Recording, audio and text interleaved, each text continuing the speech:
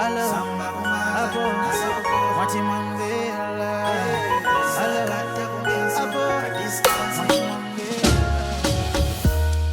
the hope for economic recovery continues to build at a global scale, fundamentals such as progression of the COVID-19 vaccine are expected to precipitate this recovery.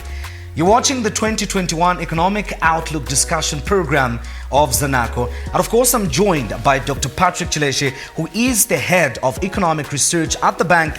And with me is also Chewa Mwela, who is senior economist. Now, Dr. Chileshe, 2020 has been a very challenging year from different facets. And of course, COVID-19 did exacerbate most of these challenges. How is 2021 looking from a global perspective? Yes, from a global perspective, Wenson, is that we are seeing pretty much a good year compared to 2020. We are seeing global economy largely recovering. International forecasting agencies are expecting the global economy to rebound up with about a growth of about 4.4 to 5.2%. The recovery hopes benchmarked on the expected improvements in the COVID-19 vaccine, which started rolling out in the UK about 2 weeks ago. The US just approved last week. They had their first jabs this week. We are expected that with the COVID-19 vaccine on board, normal life is likely to return probably by the second half of 2021. Other contributing factors include the loose monetary policy that has been implemented by governments across the world. We've seen quite a number of countries implement loose monetary policy, stimulus packages. The US is just in a discussion for another stimulus package, and that has brought a lot of business optimism amongst business players. There's also a strong rebound in commodity prices on the international market. Copper is currently trading at around $7,800 per metric ton, and we expect this push in commodity prices to actually help commodity-dependent economies such as Zambia. The COVID-19 vaccine, Doc, will definitely reach Zambia at some point. Now, when this happens, what impact is it likely to exert on Zambia?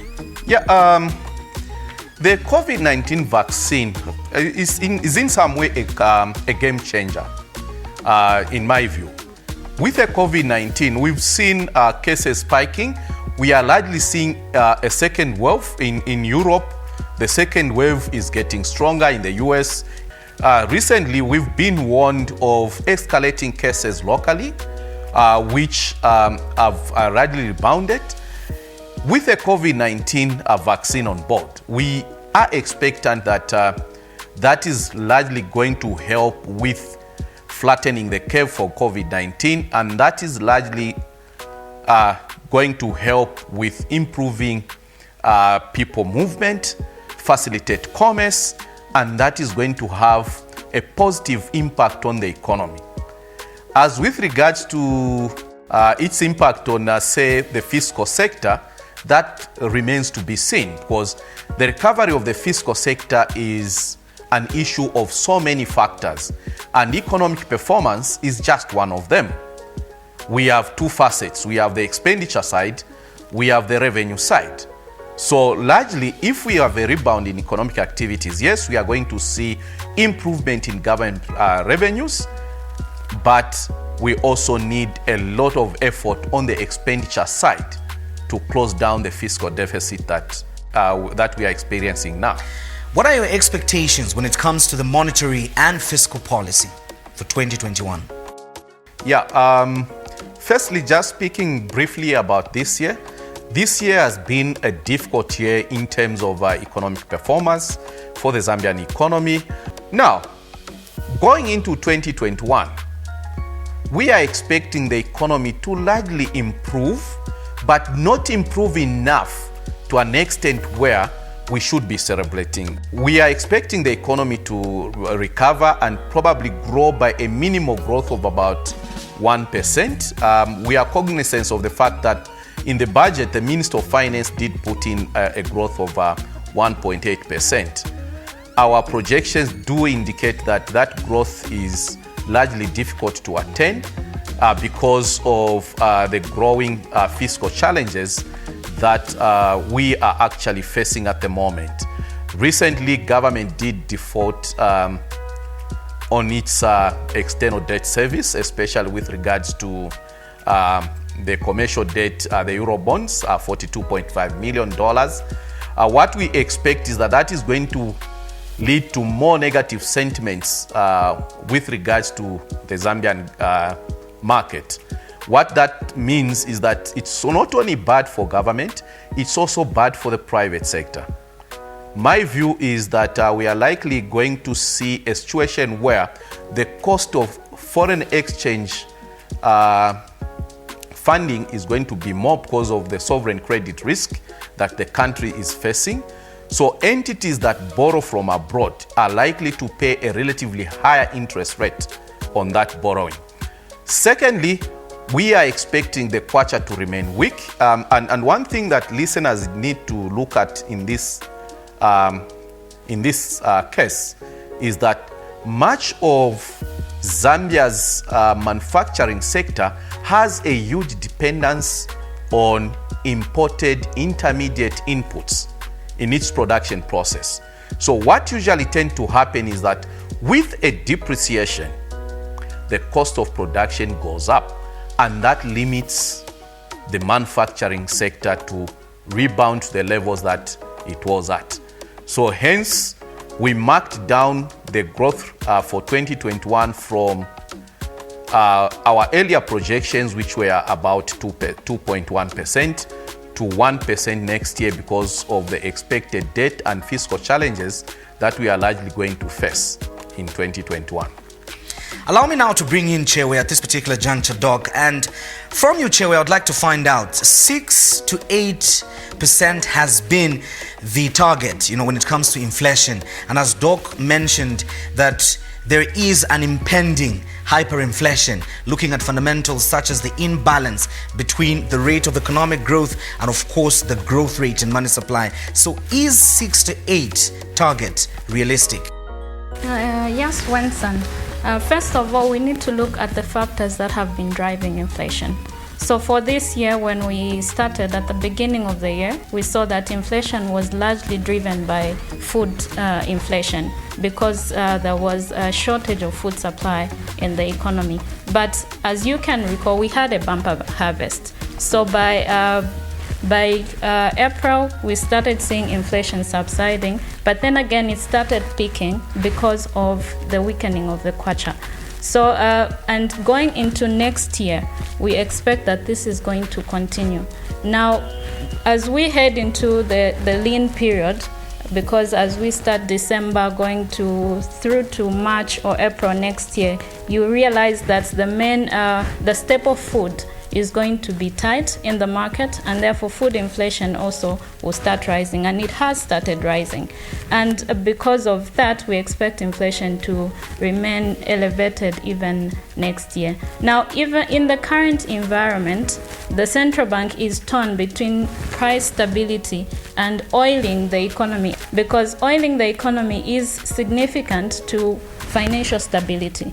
If the businesses are running, then they're able to repay the loans that they get from the financial sector, and therefore you're able to control the non-performing loans. Now, looking at the current environment, the 6 to 8% target is an ideal target, but it is not realistic because of the many factors that are affecting inflation. As Doc said, we have seen money supply growing at a faster rate than the rate at which the economy is growing. So definitely we expect that inflation is going to continue rising, and we expect it to close at 18%. Worst case scenario next year, if the kwacha is not controlled and it continues to weaken, we might see inflation rising as high as 28%. Also, the weakening kwacha is putting pressure on the cost of production. So you find that the firms' cost of production are going up, and therefore they are passing that cost of production down to the consumers. So strictly speaking, 6 to 8% target is ideal, but not in the current environment. Doc, as we get to conclude this discussion, what are some of the opportunities that Zanaco is expecting from the year 2021, taking into account the fact that we're expecting minimal growth, and of course there are some challenges that still will be in sight? Yes, Wenson, we as Zanaco, being a local bank, first of all, we, even in the thick of economic troubles, we still continue to see opportunities. We are seeing opportunities in the tourism sector. We will try to work with our colleagues in the tourism sector so that we can help their recovery process, which is very, very cardinal. Remember, Wenson, this economy will only become more self-sustaining if we diversify our mix of economic activities, and tourism gives that opportunity. And with that support coming from government, it gives us hope that the kind of support that Zanaco will continue giving to the tourism sector will actually be of positive impact on the economy and especially the lives of our Zambian people. Secondly, we are seeing quite a lot of opportunities in the agriculture sector. We've been naturally been known as one of the biggest supporters of agriculture in Zambia, and we remain committed to continue supporting the agriculture sector. We want Zambia to become a breadbasket of Southern Africa, if not Africa.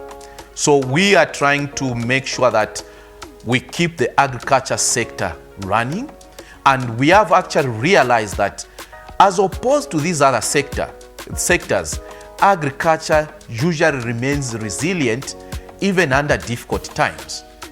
We saw very clearly that even with COVID-19 in the mix, Zambians continued consuming. So therefore, we are betting our hope on the recovery of the agriculture sector. Thank God has given us some good rains this year.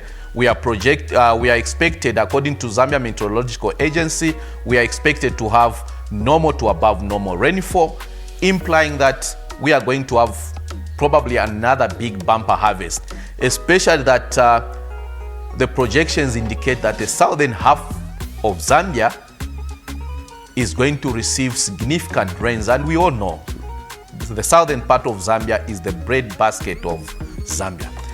Other opportunities we are seeing in the energy sector. We are expected to have a improved supply of power. There will be more energy production. Additionally, there are quite a number of solar projects that are going around the country.